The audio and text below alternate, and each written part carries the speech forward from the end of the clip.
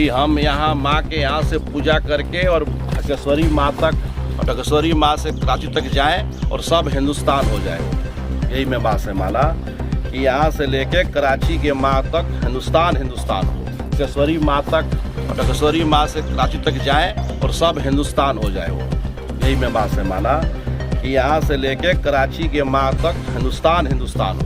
पहले मैं माँ के मंदिर में आके धन्य हो गया और मुझे एक शक्ति मिली और मैं माँ से प्रार्थना किया, माँ के दर पे माथा टेका और बोला कि हमारे देश के प्रधानमंत्री माननीय नरेंद्र मोदी जी और देश के गृह मंत्री माननीय अमित शाह जी को और शक्ति प्रदान करें, उनको दीर्घायु करें और शक्ति दें कि हम यहाँ माँ के यहाँ से पूजा करके और ढकेश्वरी माँ तक और ढकेश्वरी माँ से कराची तक जाएं और सब हिंदुस्तान हो जाए। यही मैं बात है माला कि यहाँ से लेके कराची के माँ तक हिंदुस्तान हो।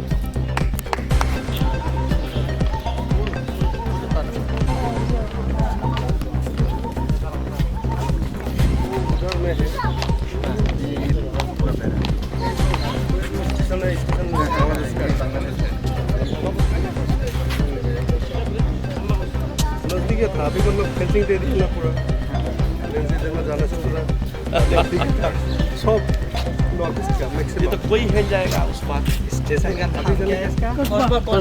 यहाँ BSF है क्या? हाँ सर BSF है।